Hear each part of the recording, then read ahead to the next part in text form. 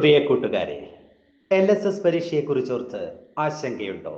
പരീക്ഷ ഇനിയും ഒരുപാട് ദൂരെയാണെന്ന് കരുതി പഠനം മാറ്റിവെക്കേണ്ട. നിങ്ങളുടെ വിജയത്തിന് ഇപ്പോൾ തന്നെ ഒരു അടിത്തറ പാകേണ്ടത് അത്യാവശ്യമാണ്. ഒരു വലിയ കെട്ടിടം പണിയുമ്പോൾ ആദ്യം അതിൻ്റെ അടിത്തറ ഉറപ്പിക്കുന്നത് പോലെയാണ് LSS പരീക്ഷയ്ക്കുള്ള നിങ്ങളുടെ ഇപ്പോഴത്തെ പഠനം. പാഠഭാഗങ്ങൾ കൃത്യമായി പഠിച്ച് അടിസ്ഥാനപരമായ അറിവ് നേടുന്നത് നിങ്ങളുടെ ആത്മവിശ്വാസം വർദ്ധിപ്പിക്കും. ഇപ്പോൾ നിങ്ങൾ നടത്തുന്ന ഓരോ ചെറിയ ശ്രമവും വലിയ വിജയത്തിലേക്കുള്ള ചവിട്ടുപടിയാണ്. ഓർക്കുക, കഠിനാധ്വാനവും കൃത്യമായ ആസൂത്രണവുമാണ് വിജയത്തിന്റെ താക്കോൽ. നമുക്ക് ഒരുമിച്ച് LSS പരീക്ഷയെ നേരിടാം, ഉന്നത വിജയം നേടാം. എല്ലാവിധ ആശംസകളും. 4ാം ക്ലാസ്സിലെ മലയാളം പുതിയ പാഠപുസ്തകം യൂണിറ്റ് 1 ചിറകുവിരിച്ച്. പാഠഭാഗം ആരംഭിക്കുമ്പോൾ അതിമനോഹരമായൊരു ചിത്രം നമുക്ക് കാണാൻ സാധിക്കുന്നു. എന്തൊക്കെയാണ് ചിത്രത്തിൽ കാണാൻ സാധിക്കുന്നത്? നമുക്ക് നോക്കാം. വർണ്ണാഭമായൊരു ലോകത്തേക്ക് നമ്മെ കൂട്ടിക്കൊണ്ടുപോകുന്ന മനോഹരമായൊരു ചിത്രമാണിത്. ചിത്രത്തിൻ്റെ മുകൾ ഭാഗത്ത് ഒരു മഴവിൽ ആകാശത്തെ അലങ്കരിക്കുന്നു. അതിൻ്റെ തൊട്ട് താഴെയായി ഒരു കുട്ടി ചന്ദ്രക്കലയിൽ സന്തോഷത്തോടെ ഇരിക്കുന്നു. അതിനടുത്തായി ഊഞ്ഞാലാടുന്ന 2 കുട്ടികൾ ചിരിയോടെ ആകാശത്തേക്ക് ഉയർന്നു പോകുന്നു. ചിത്രത്തിലുടനീളം സമാധാനത്തിൻ്റെ പ്രതീകങ്ങളായി വെളുത്ത പക്ഷികൾ പറന്നു നടക്കുന്നു. മധ്യഭാഗത്ത് ഒരു വലിയ വെള്ളച്ചാട്ടം പാറകളിലൂടെ താഴേക്ക് പതിക്കുന്നു. അതിനു ചുറ്റും പച്ചപ്പ് നിറഞ്ഞ മരങ്ങളും ചെടികളും നിറഞ്ഞു നിൽക്കുന്നു. പ്രകാശപൂരിതമായ പൂക്കളാൽ നിറഞ്ഞ ചെടികൾക്ക് സമീപം വീടുകൾ സ്ഥിതി ചെയ്യുന്നു. ചിത്രത്തിൻ്റെ താഴെ ഭാഗത്ത് ഒരു ബസ് വഴിയിലൂടെ നീങ്ങുന്നു. ചിത്രത്തിലെ നിറങ്ങൾ വളരെ ആകർഷകമാണ്. വിവിധ തരം പൂക്കൾ, മരങ്ങൾ, ആകാശവും വെള്ളച്ചാട്ടവും ചേർന്ന് ഒരു ദൃശ്യ വിസ്മയം തന്നെ ഇത് ഒരുക്കുന്നു. ഈ ചിത്രം സന്തോഷവും സമാധാനവും പ്രതീക്ഷയും നൽകുന്നു. ചിറകുള്ള ബസ്. വിഷ്ണുപ്രസാദ് എഴുതിയ ചിറകുള്ള ബസ് എന്ന കൊച്ചു കവിതയിലൂടെയാണ് യൂണിറ്റിലേക്ക് പ്രവേശിക്കുന്നത്. ചിറകുള്ള ബസ്. വിനോദയാത്രയ്ക്ക് പോകുന്ന ബസ് ഒരു സാധാരണ ബസ്സല്ല. ജനലുകളിലൂടെ പുറത്തേക്ക് വീശിക്കൊണ്ടിരിക്കുന്ന തളിർ കയ്യുകൾ അതിനിപ്പോൾ മുളച്ച ചിറകുകളാണെന്ന് തോന്നും. കവിതയുടെ ആശയം താഴെ നൽകുന്നു. ചിറകുള്ള ബസ് എന്ന കവിത ഒരു സാധാരണ ബസ്സിന്റെ യാത്രയെ മനോഹരമായും ഭാവനാത്മകമായും വർണ്ണിക്കുന്നു. വിനോദയാത്രയ്ക്ക് പോകുന്ന ഈ ബസ് ജനലുകളിലൂടെ കൈകൾ വീശി സന്തോഷം പ്രകടിപ്പിക്കുന്ന യാത്രക്കാരെ കൊണ്ട് നിറഞ്ഞിരിക്കുന്നു. അവരുടെ ആവേശം ബസ്സിന് ചിറകുകൾ നൽകിയതുപോലെ തോന്നിപ്പിക്കുന്നു എന്ന് കവി പറയുന്നു. ഈ കവിതയുടെ പ്രധാന ആശയം സന്തോഷവും ആവേശവും നിറഞ്ഞ ഒരു യാത്ര ഒരു സാധാരണ കാര്യത്തെ പോലും അസാധാരണമാക്കാമെന്നതാണ്. യാത്രക്കാരുടെ ഉത്സാഹവും ആഹ്ലാദവും ബസ്സിന് ഒരുതരം ചിറകുകൾ നൽകുന്നു. അത് വെറുമൊരു വാഹനത്തെക്കാൾ ഉപരി പറന്നുയരുന്ന ഒരു അനുഭവമാക്കി മാറ്റുന്നു. ബസ്സിന് ചിറകുമുളയ്ക്കുന്നുണ്ടല്ലോ കവിതയിൽ. ഇതുകൊണ്ട് എന്താണ് ഉദ്ദേശിക്കുന്നത്? യാത്രക്കാരുടെ സന്തോഷവും ആവേശവുമാണ് ബസ്സിന് ചിറകുകൾ നൽകുന്നത്. അതായത് അവർ ബസ്സിനുള്ളിൽ നിന്ന് കൈകൾ വീശുകയും ആഹ്ലാദിക്കുകയും ചെയ്യുമ്പോൾ ആ സന്തോഷവും ഉന്മേഷവും ബസ്സിന് ഒരുതരം ഊർജം നൽകുന്നതായി കവിക്ക് അനുഭവപ്പെടുന്നു. ഇത് ബസ്സിന് യഥാർത്ഥത്തിൽ ചിറകുകൾ ഉണ്ടെന്നല്ല, മറിച്ച് യാത്രയുടെ ആനന്ദം ഒരു സാധാരണ ബസ്സിനെ പോലും ചിറകുകളുള്ള ഒരു അനുഭവമാക്കി മാറ്റുന്നു എന്നാണ്. ഇത് ഒരു കവി ഭാവനയാണ്.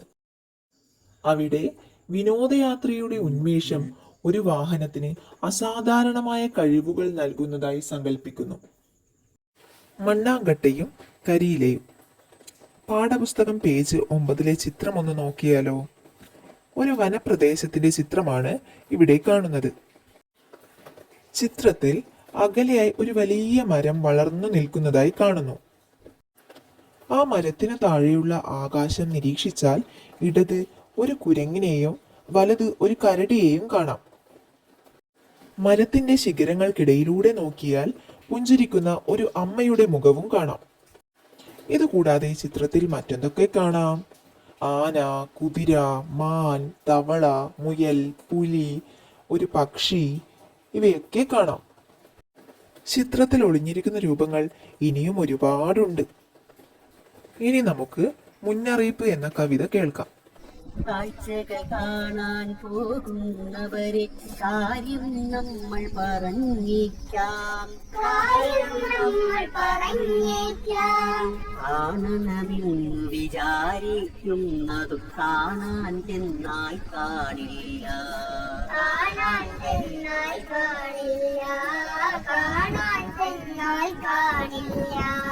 കടലുകൾ കാണാൻ പോയിട്ട് ഞാൻ കണ്ടതു നീളെ തിരമാല. കപ്പലു കാണാൻ പോയിട്ട് ഞാൻ കണ്ടതു കൂറ്റൻ മണിമേട.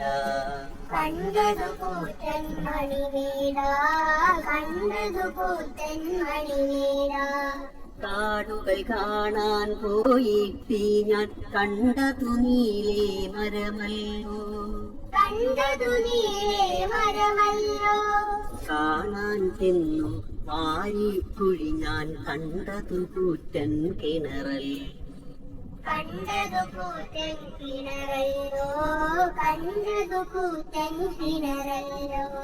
കാഴ്ചകൾ കാണാൻ പോകുന്നവരെ കാര്യം നമ്മൾ പറഞ്ഞേക്കാം. കാണണമെന്നു വിചാരിക്കുന്നതു കാണാൻ ചെന്നാൽ കാണില്ല.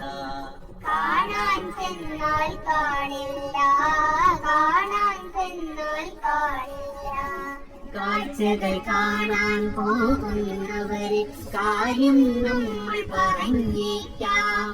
കാണണമെന്നു വിചാരിക്കുന്നതു കാണാൻ ചെന്നാൽ കാണില്ല.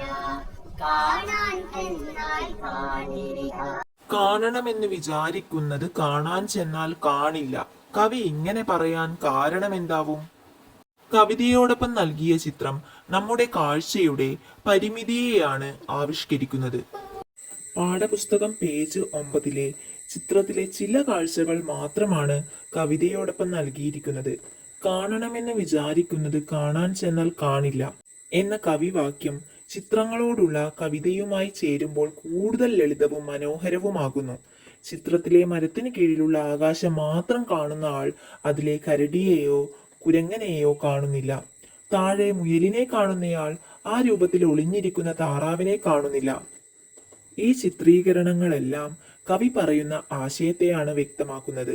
നമ്മളൊരു പ്രത്യേക കാര്യത്തിൽ മാത്രം ശ്രദ്ധ കേന്ദ്രീകരിക്കുമ്പോൾ നമുക്ക് നമ്മുടെ ചുറ്റുമുള്ള ലോകത്തിന്റെ വിശാലതയും സൗന്ദര്യവും നഷ്ടപ്പെടുന്നു. നമ്മുടെ ഈ ഭൂമിയിൽ ഒരുപാട് മനോഹരമായ കാഴ്ചകളുണ്ട്. അവയൊക്കെ കാണാൻ നമുക്ക് ഭാഗ്യം ലഭിച്ചിട്ടുണ്ട്. അതുകൊണ്ട് നമ്മുടെ കണ്ണുകളെയും മനസ്സിനെയും തുറന്ന് ചുറ്റുമുള്ള എല്ലാ നല്ല കാഴ്ചകളെയും ആസ്വദിക്കാൻ നമ്മൾ ശ്രമിക്കണം. ഓരോ ദിവസവും ഓരോ പുതിയ കാഴ്ചയാണ്, ഓരോ പുതിയ അനുഭവമാണ്. കാഴ്ചകൾ കാണാൻ പോകുന്നവർക്ക് കവി നൽകുന്ന മുന്നറിയിപ്പുകൾ എന്തൊക്കെയാണ്? ഭാവനയിൽ കാണുക. കാഴ്ചകൾ വെറുതെ കാണാതെ ഭാവന ഉപയോഗിച്ച് കൂടുതൽ മനോഹരമാക്കുക. സൂക്ഷിച്ചു നോക്കുക.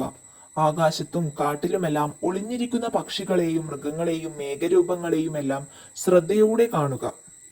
സൗന്ദര്യം കണ്ടെത്തുക. ഓരോ കാഴ്ചയുടെയും ഉള്ളിലുള്ള യഥാർത്ഥ ഭംഗി കണ്ടെത്താൻ ശ്രമിക്കുക. തുറന്ന മനസ്സോടെ കാണുക. യാതൊരു മുൻവിധികളുമില്ലാതെ എല്ലാം കാണുമ്പോൾ കാഴ്ചകൾ കൂടുതൽ മനോഹരമാകും. മണ്ണാങ്കട്ടയും കരിയിലയും എന്ന പേര് ഈ പാഠത്തിന് വളരെ അനുയോജ്യമാണോ? കുറിപ്പ് തയ്യാറാക്കുക. മണ്ണാങ്കട്ടയും കരിയിലയും എന്ന പേര് ഈ പാഠത്തിന് വളരെ അനുയോജ്യമാണ്. കാരണം ഈ കഥ നല്ല കൂട്ടുകാരുടെ പ്രാധാന്യം നമുക്ക് മനസ്സിലാക്കി തരുന്നു. മണ്ണാങ്കട്ടയും കരിയിലയും നല്ല ചങ്ങാതിമാരായിരുന്നു. അവർ ഒരുമിച്ച് കളിക്കുകയും ചിരിക്കുകയും ചെയ്തു. അതുപോലെ നമ്മൾ പരസ്പരം സഹായിച്ച് ജീവിക്കേണ്ടതിന്റെ ആവശ്യകതയും ഈ കഥ ഓർമ്മിപ്പിക്കുന്നു. കരിയിലേക്ക് പറക്കാൻ കഴിഞ്ഞപ്പോൾ മണ്ണാങ്കട്ടയെ കൂടെ കൊണ്ടുപോയത് അതിന് ഉദാഹരണമാണ്. കൂടാതെ പുതിയ അറിവുകൾ നേടാനും ലോകം കാണാനും ശ്രമിക്കണമെന്ന് ഈ പാഠം നമ്മളെ പഠിപ്പിക്കുന്നു. കരിയിലയുടെ സഹായത്തോടെ മണ്ണാങ്കട്ട പുതിയ കാഴ്ചകൾ കണ്ടു.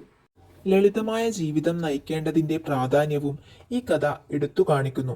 കാരണം മണ്ണാങ്കട്ടയും കരിയിലെയും വലിയ ആഗ്രഹങ്ങളൊന്നുമില്ലാതെ സന്തോഷത്തോടെയാണ് ജീവിച്ചത്.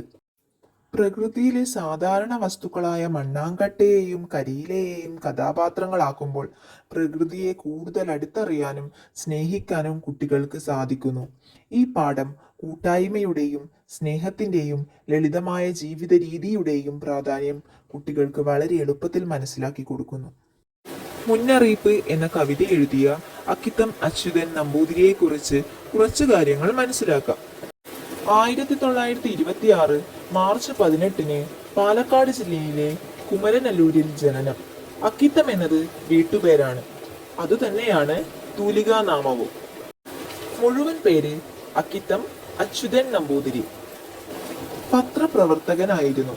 പിന്നീട് കോഴിക്കോട് ആകാശവാണി നിലയത്തിൽ ദീർഘകാലം ജോലി ചെയ്തു.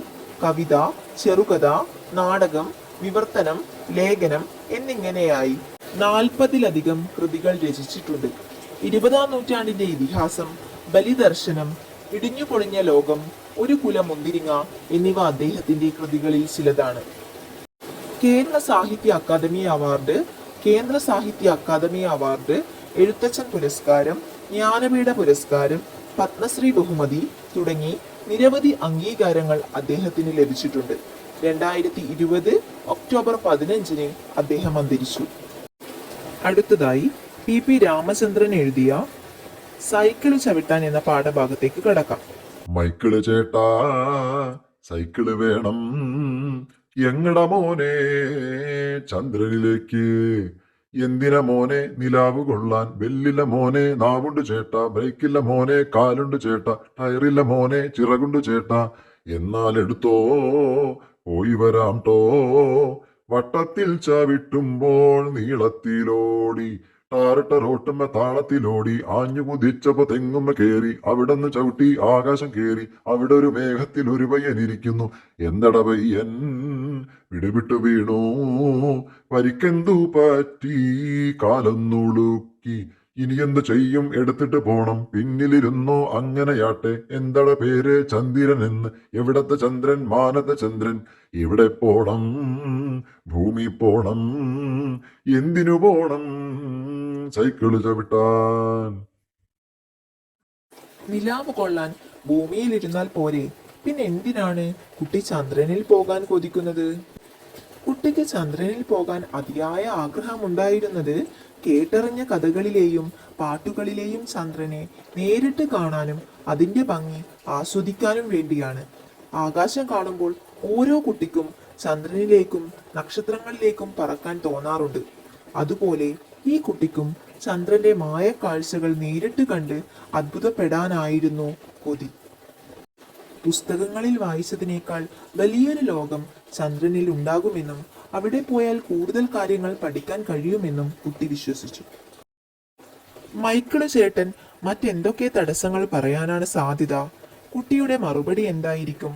കുറച്ചുത്തരങ്ങൾ ചുവടെ കൊടുത്തിരിക്കുന്നു. ഭൂമിയിലെത്തിയ ചന്ദ്രൻ സൈക്കിൾ സവാരിയിൽ കണ്ട കാഴ്ചകൾ എന്തൊക്കെയായിരിക്കും? അങ്ങ് ദൂരെ ആകാശത്ത് നിന്ന് സൈക്കിളിൽ ഭൂമിയിലെത്തിയ ചന്ദ്രൻ ഒരുപാട് അത്ഭുത കാഴ്ചകളാണ് കണ്ടത്. കളകളാരവം മുഴക്കിയൊഴുകുന്ന പുഴകളെയും അരുവികളെയും കണ്ടപ്പോൾ ചന്ദ്രന് സന്തോഷമായി. തലയുയർത്തി നിൽക്കുന്ന വലിയ മലകളും കുന്നുകളും പച്ച പുതച്ചു നിൽക്കുന്നത് അവൻ അത്ഭുതത്തോടെ നോക്കി. പലതരം നിറങ്ങളിലുള്ള പക്ഷികൾ ആകാശത്ത് പാറി പറക്കുന്നതും മരങ്ങളിൽ കിളികൾ പാട്ടുപാടുന്നതും അവൻ കണ്ടു. വർണ്ണ ചിറകുകളുള്ള മയിലുകൾ നൃത്തം ചെയ്യുന്നത് കണ്ട് ചന്ദ്രൻ ചിരിച്ചുപോയി. വലിയ തിരമാലകൾ കരയിലേക്ക് ആഞ്ഞടിച്ചുയരുന്ന കടലിനെ കണ്ടപ്പോൾ അവന് കടലിൽ ചാടിക്കളിക്കാൻ തോന്നി. നിറയെ മരങ്ങളുള്ള കാടുകളും തോപ്പുകളും അവൻ കണ്ടു. കാറ്റിൽ തലയാട്ടുന്ന തെങ്ങുകൾ ഒരു പ്രത്യേക ഭംഗിയോടെ നിന്നു. റോഡുകളിലും നഗരങ്ങളിലും തിരക്കിട്ടോടുന്ന ആളുകളെയും വാഹനങ്ങളെയും വലിയ കെട്ടിടങ്ങളെയും വീടുകളെയും ചന്ദ്രൻ കൗതുകത്തോടെ നോക്കി. ഭൂമിയിലെത്തിയ ചന്ദ്രന് ഈ കാഴ്ചകളെല്ലാം ഒരുപാട് സന്തോഷം നൽകി. സൈക്കിൾ യാത്രയിലൂടെ അവൻ കണ്ട ഈ പുതിയ ലോകം അവന് എന്നും ഓർമ്മയിൽ നിൽക്കുന്ന ഒന്നായിരിക്കും. ഹലോ, ഉറക്കെ പാടൂ. ഹിയട ഹിയ. ഹായ്, എന്തു രസം ഇങ്ങനെ പറക്കാൻ. ഓ, അപ്പോഴേക്കും ദേ തുടങ്ങി പിടിച്ചു വലിക്കാൻ. ആദ്യമായി പറക്കുകയാണ് പട്ടൂസ്. ഈ പിടിവലി അവൻ ഒട്ടും പിടിക്കുന്നില്ല. അതിന്റെ നീരസം അവന്റെ മനസ്സിൽ പതഞ്ഞു പൊങ്ങി. നന്നായിട്ടൊന്ന് പറക്കാനും സമ്മതിക്കില്ലേ? കഷ്ടം തന്നെ. അവൻ താഴേക്ക് നോക്കി. അതാ ദൂരെ അങ്ങ് താഴെ ഒരു പൊട്ടുപോലെ പൊട്ടു സൂക്ഷിച്ചു നോക്കി. ദേ ആബിദ കുട്ടി. ഓ, അവളുടെ ഒരു കാര്യം. ആബിദ, അവളാണ് പട്ടൂസിനെ ഉണ്ടാക്കിയത്. കത്രിക എടുത്ത് വർണ്ണക്കടലാസുകൾ മുറിക്കുമ്പോൾ അവൾ പറയുന്നുണ്ടായിരുന്നു, പട്ടൂസേ, ഇത്താത്തയുടെ മുത്തല്ലേ, കരയില്ലേ, ഒട്ടും വേദനിപ്പിക്കില്ല. പച്ചയിറക്കിൽ വെളിച്ചൊട്ടിക്കുമ്പോഴും അവൾ പറഞ്ഞു, കരയില്ലേ. പശ തേച്ച് ചിറകുകൾ ഒട്ടിച്ച് ചേർക്കുമ്പോൾ അവന് വല്ലാതെ ഇക്കിളിയായി. അവൻ കുതറിക്കുടഞ്ഞ് ചിരിച്ചുപോയി. പട്ടൂസേ, വല്ലാതെ മുകളിലേക്കൊന്നും പോകല്ലേ, കാറ്റടിച്ച് ജലദോഷം പിടിക്കും. രാത്രിയാവുമ്പോൾ വേഗം താഴേക്ക് വരണേ. അവൾ പട്ടൂസിനെ സാവധാനം പറത്തി തുടങ്ങി. ആകാശത്തെത്തിയപ്പോൾ കഥയാകെ മാറി. മാനത്തിനുണ്ടോ വല്ല അതിരും വരമ്പും? നീണ്ടു പരന്നങ്ങനെ കിടക്കുകയല്ലേ. പറന്നു രസിച്ചും കളിച്ചു ചിരിച്ചും നേരം പോയത് അവൻ അറിഞ്ഞതേയില്ല. കളിയുടെ കരത്തിൽ താഴത്തുള്ള ആബിദക്കുട്ടിയുടെ കാര്യം തന്നെ അവൻ മറന്നിട്ടുണ്ട്. പരുന്തിനെ തോൽപ്പിക്കാനുള്ള പന്തേ പറക്കലിന്റെ ആവേശത്തിലാണ് പട്ടൂസ്. ണിങ് ണിങ് ണിങ് നൂൽഫോൺ അടിച്ചു.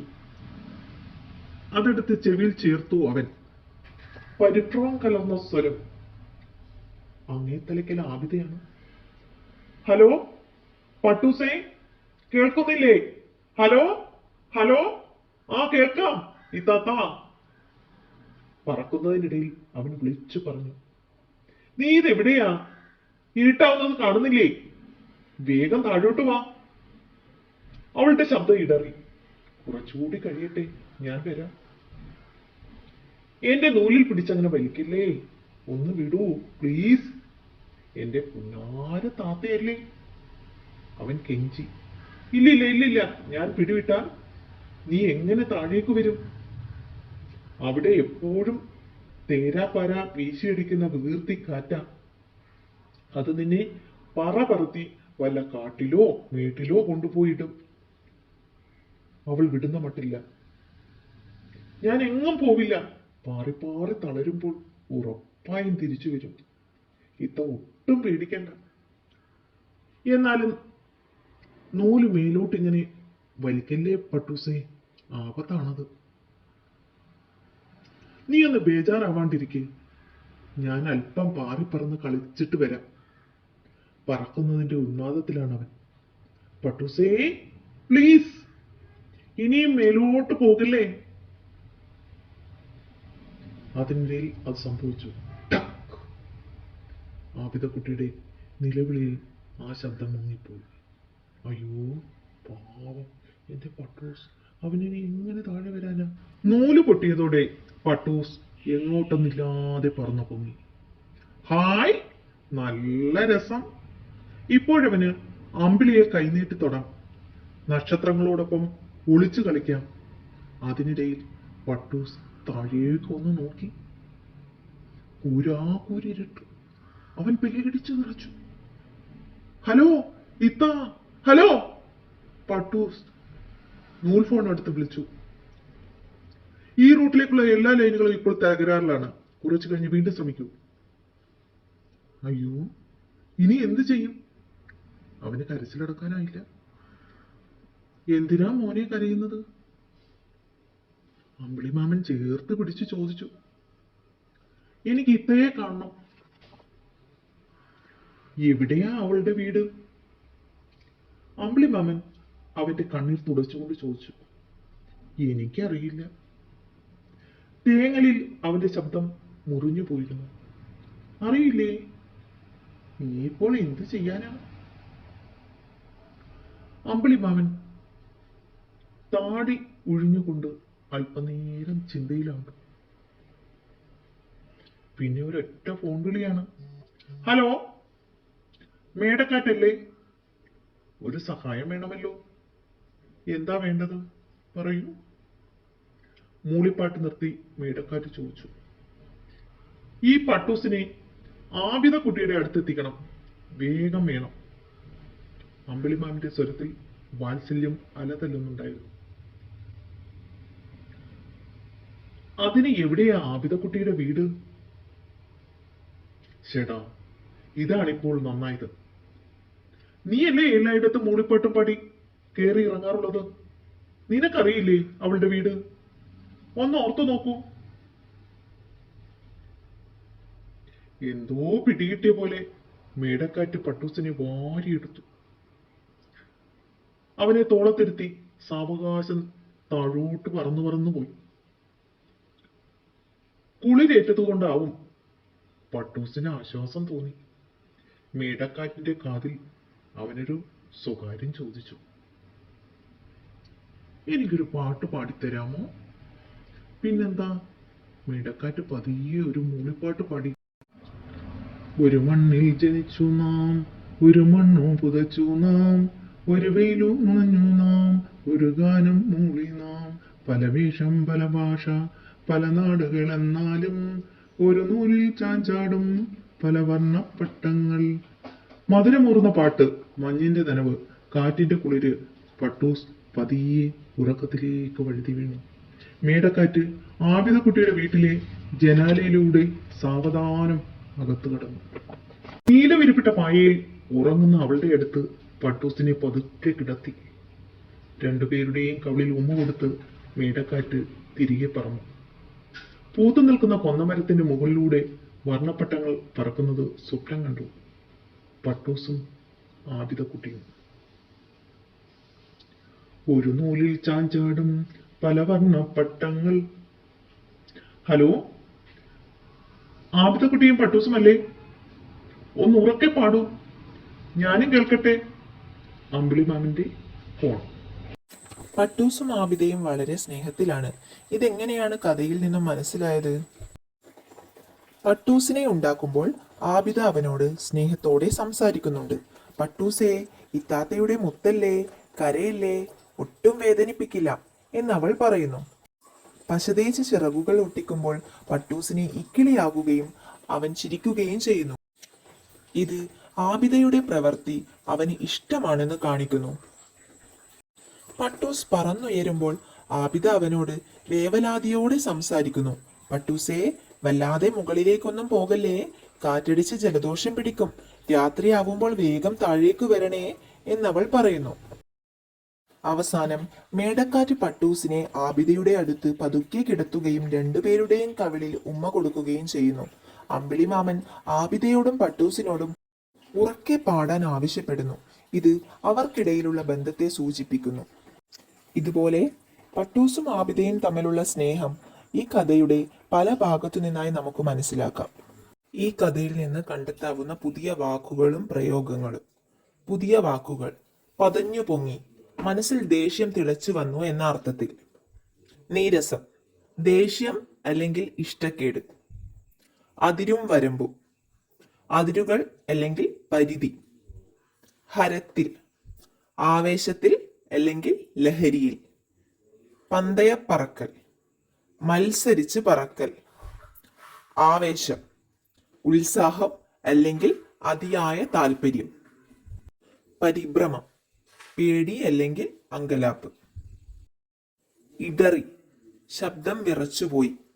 തേരാപ്പാര വീശിയടിക്കുന്ന, തോന്നിയ പോലെ എല്ലായിടത്തും ചുറ്റിയടിക്കുന്ന. പറത്തി, ദൂരേക്ക് പറത്തിക്കളയുക.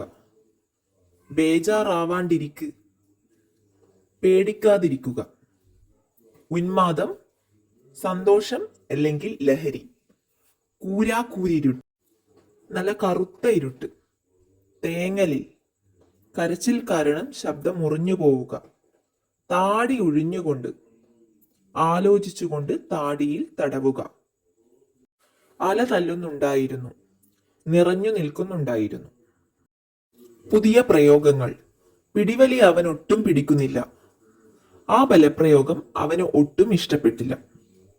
ഒട്ടുപോലെ, വളരെ ചെറുതായി കാണപ്പെട്ടു എന്ന അർത്ഥത്തിൽ. കഥയാകെ മാറി. കാര്യങ്ങളെല്ലാം ആകെ മാറി മറിഞ്ഞു. മാനത്തിനുണ്ടോ വല്ല അതിരും വരമ്പും? ആകാശത്തിന് യാതൊരു അതിരുമില്ല എന്ന് സൂചിപ്പിക്കുന്നു. മേടക്കാറ്റ്, ഒരുതരം കാറ്റ്, സാധാരണയായി മേടമാസത്തിലെ കാറ്റ്. ഷെടാ, ഇതാണിപ്പോ നന്നായത്. പരിഹാരമില്ലാത്ത ഒരു അവസ്ഥയിൽ. ഈ പാഠഭാഗത്ത് നിന്നും പ്രതീക്ഷിക്കാവുന്ന കൂടുതൽ ചോദ്യങ്ങളും ഉത്തരങ്ങളും പരിചയപ്പെടാം.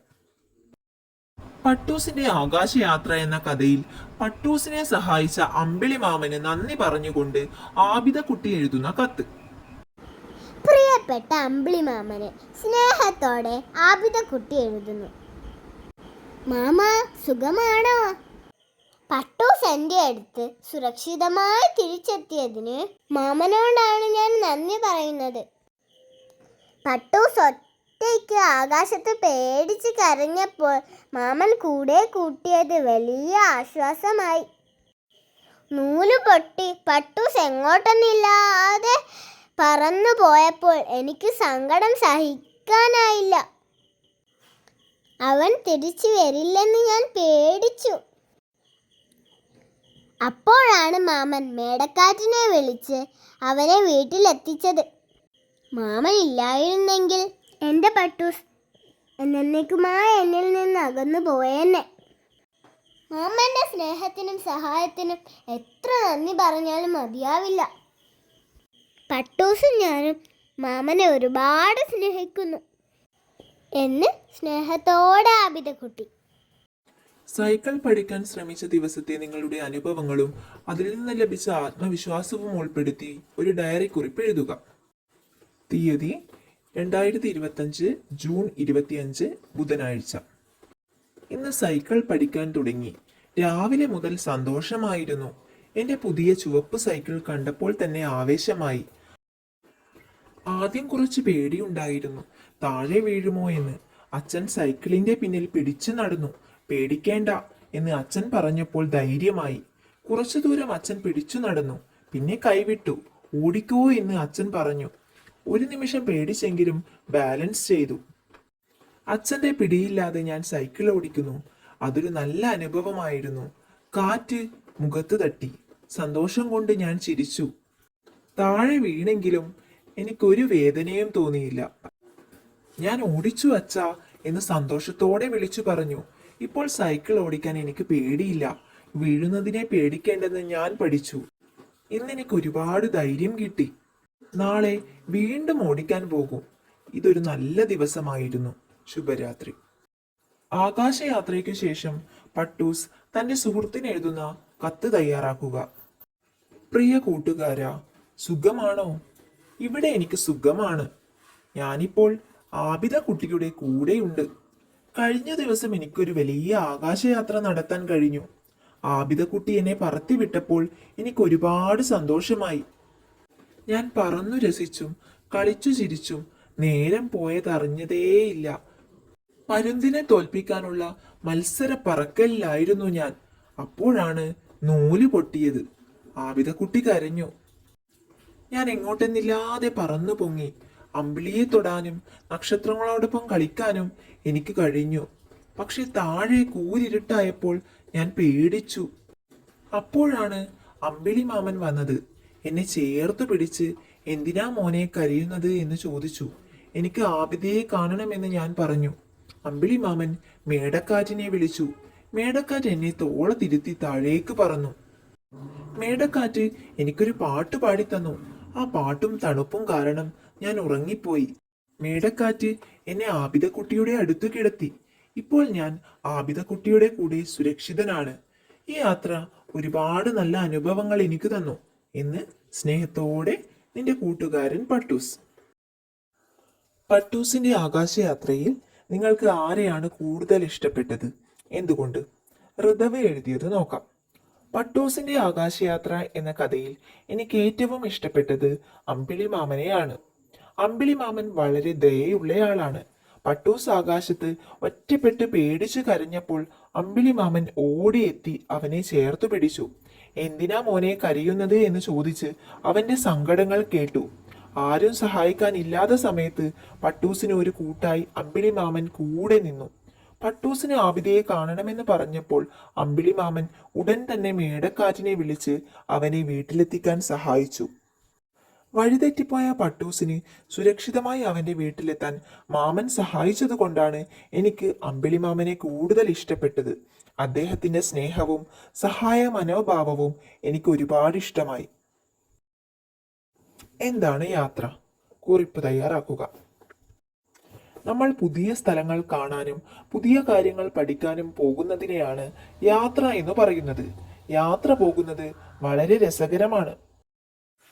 നമ്മൾക്ക് വിമാനം, കപ്പൽ, തീവണ്ടി, ബസ്, സൈക്കിൾ, കാർ തുടങ്ങിയ പല വാഹനങ്ങളിലും യാത്ര ചെയ്യാം. ചിലപ്പോൾ നമ്മൾ നടന്നും യാത്ര ചെയ്യാറുണ്ട്. യാത്ര എന്ന വാക്കിന് സഞ്ചാരം, പ്രയാണം, പര്യടനം, ഗമനം എന്നീ പര്യായങ്ങളുണ്ട്. യാത്ര പോകുമ്പോൾ നമുക്ക് ഒരുപാട് പുതിയ കാഴ്ചകൾ കാണാൻ സാധിക്കും. പുതിയ ആളുകളെ പരിചയപ്പെടാനും അവരുടെ ജീവിത രീതികൾ മനസ്സിലാക്കാനും കഴിയും. കാടുകളിലൂടെയും പുഴകളിലൂടെയും മലകളിലൂടെയും എല്ലാം യാത്ര ചെയ്യുമ്പോൾ പ്രകൃതിയുടെ ഭംഗി ആസ്വദിക്കാം. യാത്രകൾ നമ്മുടെ അറിവ് കൂട്ടാനും മനസ്സിൽ സന്തോഷം നിറയ്ക്കാനും സഹായിക്കുന്നു. പുതിയ സ്ഥലങ്ങളിലെ ഭക്ഷണങ്ങൾ കഴിക്കാനും അവിടുത്തെ കളികൾ കളിക്കാനും നമുക്ക് അവസരം ലഭിക്കും. യാത്രകൾ നമുക്ക് നല്ല ഓർമ്മകൾ നൽകുകയും പുതിയ കാര്യങ്ങൾ പഠിപ്പിക്കുകയും ചെയ്യും. സൈക്കിൾ ചവിട്ടാം എന്ന പാഠഭാഗത്ത് ചന്ദ്രനിലേക്കുള്ള സൈക്കിൾ യാത്രയിൽ കുട്ടി കണ്ട കാഴ്ചകൾ നിങ്ങളുടെ ഭാവനയിൽ എഴുതും. ചന്ദ്രനിലേക്ക് ഒരു സൈക്കിൾ യാത്ര. സൈക്കിൾ മുകളിലേക്ക് പൊങ്ങിയപ്പോൾ താഴെ നമ്മുടെ വീടും സ്കൂളുമെല്ലാം കൊച്ചു കൊച്ചു കളിപ്പാട്ടങ്ങൾ പോലെയായി. ദൂരെ നമ്മുടെ ഭൂമി ഒരു നീല ഗോളം പോലെ മനോഹരമായി തിളങ്ങി. മേഘങ്ങൾ പഞ്ഞിക്കെട്ടുകൾ പോലെ ഒഴുകി നടന്നു. കറുത്ത ആകാശത്ത് എണ്ണിയാൽ തീരാത്ത നക്ഷത്രങ്ങൾ, മിന്നിത്തിളങ്ങുന്ന വജ്രങ്ങൾ പോലെ അവ ചിതറിക്കിടുന്നു. ഭൂമിയിൽ കാണുന്നതിലും എത്രയോ തെളിഞ്ഞും വലുതുമാണവ. ചന്ദ്രന്റെ അടുത്തേക്ക് എത്തിയപ്പോൾ കുട്ടി അത്ഭുതപ്പെട്ടുപോയി. ചന്ദ്രൻ ഒരു വലിയ പാറക്കല്ല് പോലെ, നിറയെ കുഴികളും വലിയ പാറക്കൂട്ടങ്ങളും കുന്നുകളും. മരങ്ങളോ പുഴകളോ പക്ഷികളോ ശബ്ദങ്ങളോ അവിടെയില്ല. എല്ലാം നിശബ്ദം. അതാ ദൂരെ സൂര്യൻ ചന്ദ്രനിൽ ഉദിക്കുന്നു. ആ പ്രകാശത്തിൽ ചന്ദ്രന്റെ പാറകൾക്ക് ഒരു സ്വർണ്ണ നിറം. എന്തൊരു ഭംഗിയുള്ള കാഴ്ച! ഈ യാത്രയിൽ കുഞ്ഞുമോൻ കണ്ട കാഴ്ചകൾ അവൻ ഒരിക്കലും മറക്കില്ല. സൈക്കിൾ ചവിട്ടാം എന്ന പാഠഭാഗത്ത് കുട്ടി ചന്ദ്രനിലെത്തിയാൽ കുട്ടിയും ചന്ദ്രനും തമ്മിലുള്ള സംഭാഷണം എന്തായിരിക്കാം? ചന്ദ്രൻ: ആരാത് ഇവിടെ ഇറങ്ങിയിരിക്കുന്നത്? എന്നെ കാണാൻ സൈക്കിളിൽ വന്നതാണോ? അയ്യോ, ചന്ദ്രൻ സംസാരിക്കുമോ? ഞാൻ കുഞ്ഞുമോനാണ്. സൈക്കിളിൽ ഒന്ന് ചുറ്റി നടക്കാൻ വന്നതാ. ഹ, എന്റെ അടുത്തേക്കോ? ഞാൻ ആദ്യമായിട്ടാ ഒരു സൈക്കിളിനെ കാണുന്നത്. ഇവിടെ ആരും സൈക്കിളിൽ വരാറില്ല. അയ്യോ, എന്റെ സൈക്കിൾ ചന്ദ്രനിൽ ഓടിക്കാൻ ആകുമോ? ഇവിടെയൊന്നും നിരപ്പായ സ്ഥലമില്ലല്ലോ. നിറയെ കുഴികളും കുന്നുകളുമാണല്ലോ. അതെ, ഇവിടെ അങ്ങനെയാണ്. സൈക്കിൾ ഓടിക്കാൻ കുറച്ച് പാടായിരിക്കും. പക്ഷേ നിനക്കിവിടെ ചാടി ചാടി നടക്കാം. ഭൂമിയിലെ പോലെ ഭാരമില്ലല്ലോ ഇവിടെ. ഹേയ്, അത് ശരിയാണല്ലോ. എനിക്കിവിടെ ചാടിയാൽ എത്ര മുകളിലേക്ക് പോകാൻ പറ്റുന്നു. അപ്പോൾ ചന്ദ്രമാമ, ഇവിടെ ആരും താമസിക്കുന്നില്ലേ? സ്കൂളില്ലേ? കടകളില്ലേ? ഇല്ല കുഞ്ഞുമോനെ, ഇവിടെ ആരും താമസിക്കുന്നില്ല. അതുകൊണ്ടാണ് ഇവിടെ ഇത്ര നിശബ്ദമായിരിക്കുന്നത്. പക്ഷെ നീ വന്നപ്പോൾ എനിക്ക് സന്തോഷമായി. എനിക്കും ഒരുപാട് സന്തോഷമായി. ചന്ദ്രമാമ, എനിക്ക് ഇവിടെ നിന്ന് ഭൂമിയെ കാണാമോ? ആ നീല ഗോളം കാണാൻ എന്ത് ഭംഗിയാണെന്നോ. ഓ തീർച്ചയായും, അതാണ് നിന്റെ വീട്. എങ്ങനെയുണ്ട് ഭൂമിയിൽ നിന്ന് എന്നെ കാണാൻ? ഞാനും നിന്നെ എന്നും രാത്രി നോക്കാറുണ്ട്. ചന്ദ്രമാമനെ കാണാൻ എന്ത് രസമാണെന്നോ. പാട്ടുപാടാനും കഥ പറയാനും ഒക്കെ നല്ല കൂട്ടുകാരനാണ് ചന്ദ്രൻ. ശരി, ഞാൻ ഇനി ഭൂമിയിലേക്ക് മടങ്ങിപ്പോകട്ടെ. അമ്മ എന്നെ കാത്തിരിക്കുന്നുണ്ടാവും. ഓ അതെ, വേഗം പോയി വാ. ഇനിയും സൈക്കിളിൽ ഇങ്ങോട്ട് വരണേ. നിനക്ക് വേണ്ടി ഞാൻ എന്നും ഇവിടെ ഉണ്ടാകും. തീർച്ചയായും വരും. ഇനി ചോണന്റെ കാഴ്ചകൾ എന്ന ഒരു കൊച്ചു കവിത കേട്ടാലോ?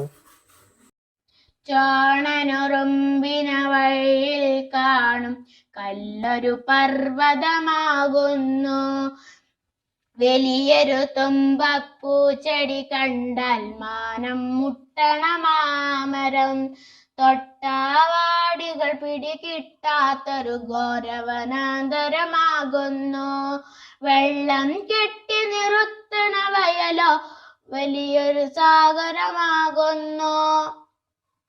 കറുകപ്പൊല്ലിൻ കതിരതിനാടാൻ പറ്റിയൊരു ഊഞ്ഞാലാകുന്നു. മുക്കുറ്റിപ്പൂവിതളുകൾ സ്വർണം പൂശിയ ചുമരുകളാകുന്നു. കരിവണ്ടൊന്നിനെ വഴിയിൽ കണ്ടാൽ അതു കണ്ട മൃഗമാകുന്നു. പോകുന്നങ്ങനെ ചോണനുറുമ്പിൻ കാഴ്ചകൾ. ചോണന്റെ കാഴ്ചയും മുന്നറിയിപ്പും തമ്മിൽ താരതമ്യം ചെയ്ത് താരതമ്യക്കുറിപ്പ് തയ്യാറാക്കുക. ഒരു വസ്തുവിനെ പൂർണ്ണമായി മനസ്സിലാക്കാനും അതിൻ്റെ സൗന്ദര്യം ആസ്വദിക്കാനും നമ്മുടെ ചിന്തകൾ വിശാലമാകണം എന്ന് കവി പറയുന്നു. തുറന്ന മനസ്സോടെ നോക്കുമ്പോഴാണ് യഥാർത്ഥ കാഴ്ചകൾ കാണാൻ സാധിക്കുക എന്നും കവി ഓർമ്മിപ്പിക്കുന്നു. ചോണനുറുമ്പിന്റെ കാഴ്ചപ്പാടുകൾ ഈ ആശയവുമായി വളരെ സാമ്യം പുലർത്തുന്നു. ചോണനുറുമ്പിന് വഴിയിൽ കാണുന്ന കല്ല് പർവ്വതമായും തുമ്പപ്പൂവ് മാനം മുട്ടുന്ന മാമരമായും തൊട്ടാവാടികൾ ഘോരവനമായും വെള്ളം കെട്ടി നിൽക്കുന്ന വയൽ സാഗരമായും കറുകപ്പുല്ലിന്റെ കതിർ ഊഞ്ഞാലായും മുക്കുറ്റിപ്പൂവിന്റെ ഇതളുകൾ സ്വർണം പൂശിയ ചുമരുകളായും കരിവണ്ട് കാണ്ടാമൃഗമായും തോന്നുന്നത് അതിൻ്റെ ചിന്തകൾ വിശാലമാകുമ്പോൾ ഓരോ ചെറിയ വസ്തുവും എത്രമാത്രം വലുതും മനോഹരവുമായി അനുഭവപ്പെടുന്നു എന്നതിൻ്റെ ഉദാഹരണങ്ങളാണ്. കവി പറയുന്നത് പോലെ ചോണനുറുമ്പ് ഓരോ വസ്തുവിനെയും അതിൻ്റെതായ കാഴ്ചപ്പാടിൽ വളരെ വിശാലമായ മനസ്സോടെയാണ് കാണുന്നത്. അതുകൊണ്ടാണ് അതിനു ചുറ്റുമുള്ള ലോകം ഇത്രയും അത്ഭുതകരവും മനോഹരവുമായി അനുഭവപ്പെടുന്നത്. ചുരുക്കത്തിൽ മുന്നറിയിപ്പ് എന്ന കവിതയിൽ അക്കിത്തം നൽകുന്ന മുന്നറിയിപ്പായ ചിന്തകൾ വിശാലമാകുമ്പോൾ കാഴ്ചകൾ വലുതാകുന്നു എന്നതിന് ചോണനുറുമ്പിന്റെ ഈ കാഴ്ചപ്പാടുകൾ ഒരു മികച്ച ഉദാഹരണമാണ്. ഓരോന്നിനെയും അതിന്റെ പൂർണ്ണതയിൽ അതിന്റെ സൗന്ദര്യം ഉൾക്കൊണ്ടുകൊണ്ട് കാണാൻ ചോണനുറുമ്പിന് സാധിക്കുന്നു.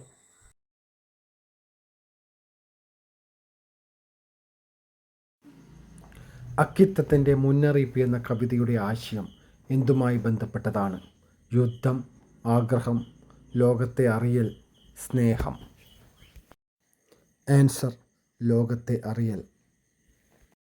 കാഴ്ചകൾ കാണാൻ പോകുന്നവരെ കാര്യം നമ്മൾ പറഞ്ഞേക്കാൻ കാണണമെന്ന് വിചാരിക്കുന്നത് കാണാൻ ചെന്നാൽ കാണില്ല. ആരുടെ വരികളാണിവ? അക്കിത്തം അച്യുതൻ നമ്പൂതിരി. ഒറ്റയാനെ കണ്ടെത്തൂ. ശശി, ഇന്ദു, സോമൻ, സൂര്യൻ. ആൻസർ: സൂര്യൻ. ഒറ്റയാനെ കണ്ടെത്തൂ. ചന്ദ്രൻ, ഉഡു, താരകം, താരം. ആൻസർ: ചന്ദ്രൻ. ഒറ്റയാനെ കണ്ടെത്തൂ. അനിലൻ, മാരുതൻ, തിങ്കൾ, പവനൻ. ആൻസർ: തിങ്കൾ. നീരസം എന്ന വാക്കിൻ്റെ അർത്ഥം താഴെ തന്നിരിക്കുന്ന വാക്കുകളിൽ ഏതാണ്? സന്തോഷം, ആവേശം, ഭയം, ദേഷ്യം. ആൻസർ: ദേഷ്യം. ചേർത്തെഴുതുക. മേഘം കൂട്ടണം ഇൽ. ഉത്തരം: മേഘത്തിൽ.